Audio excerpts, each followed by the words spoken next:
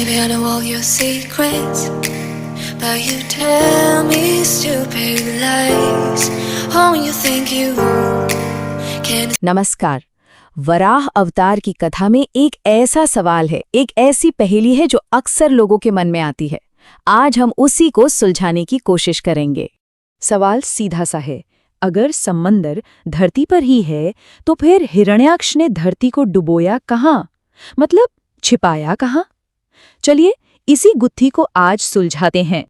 अब देखिए, इस पहेली का जो जवाब है ना, वो कहानी के अंदर नहीं बल्कि हमारे देखने के नजरिए में छिपा है। इसे समझने के लिए हमें दो अलग अलग वर्ल्ड व्यूज यानी कि दो अलग अलग विश्व दृष्टियों को देखना होगा। तो ये जो कंफ्यूजन है वो असल में यहीं से शुरू होता है। देखिए, एक तरफ है हमारा मॉडर्न साइंटिफिक नजरिया कि भाई पृथ्वी एक गोल ग्रह है और समंदर उसकी सतह पर है, सिंपल। लेकिन दूसरी तरफ है पुराणों का कॉस्मिक मॉडल, और उसके हिसाब से पृथ्वी सिर्फ एक ग्रह नहीं है बल्कि वो एक भूमंडल है, यानी ब्रह्मांड में मौजूद कई लोकों या तलों में से एक।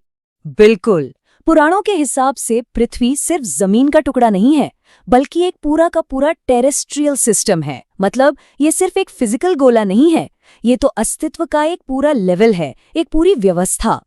तो सवाल अब ये उठता है कि अगर पृथ्वी अपने आप में एक लोक है, एक पूरा डायमेंशन है, तो फिर उसे छिपाया कहाँ जा सकता है? कहाँ डुबोया गया था उसे? अच्छा, तो इसका जवाब हमें वराह पुराण और विष्णु पुराण जैसे ग्रंथों में मिलता है।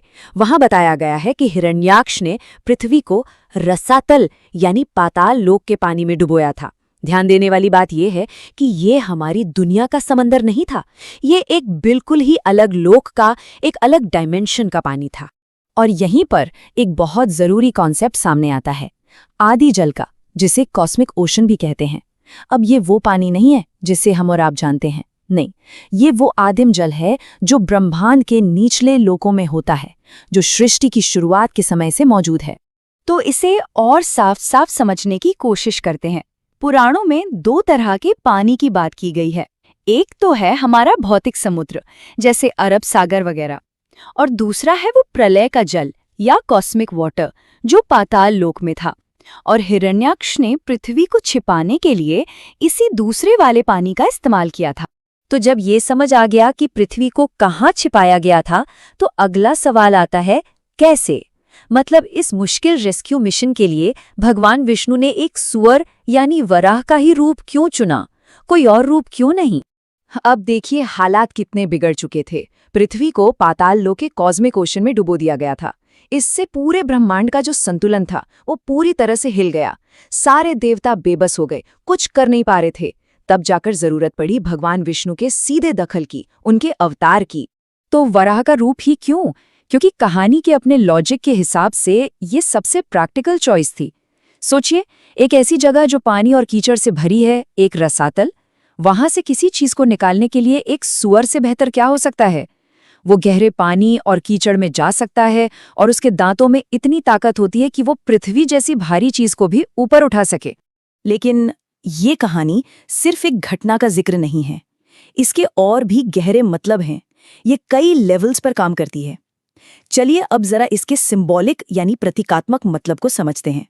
यहाँ पे देखिए, हर किरदार और घटना का एक गहरा मतलब है। हिरण्याक्ष वो हमारे अहंकार और दुनिया में फैली अराजकता का प्रतीक है।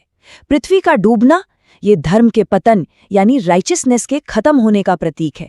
और फिर आते हैं वराह अवतार, जो डिवाइन पावर के जरिए उस बिगड़े हुए संतुलन को फिर से ठीक करने का प्रतीक है। और यही इस कहानी का सबसे बड़ा संदेश है। ये एक टाइमलेस मैसेज है कि जब जब दुनिया में अधर्म बढ़ता है, अहंकार और बुराई हावी होने लगती है, तब ईश्वर किसी न किसी रूप में आकर उस संतुलन को फिर से स्थापित करते हैं। तो चलिए फटाफट से सारी बातों को समेट लेते हैं। पहली बात, ये जो पहेली है ये तब सुलझती है जब हम मॉडर्न सोच से हटकर पुराणों के नजरिए से देखते हैं। दूसरी बात, पृथ्वी को हमारे समंदर में नहीं बल्कि एक कॉस्मिक ओशन में डुबोया गया था। और तीसरी और सबसे अहम बात, वराह अवतार सिर्फ एक कहानी नहीं बल्कि धर्म और संतुलन की जीत का एक बहुत बड़ा प्रतीक है। तो आखिर में एक सवाल सोचना बनता है कि इन कहानियों का लिटरल मीनिंग छोड़ भी दें तो आज के ज़माने में हमारे लिए इनका क्या मैसेज है? इन पुरानी कथाओं से हम अपनी दुनिया में, अपनी जिंदगी में संतुलन वापस लाने के बारे में क्या सीख सकते हैं?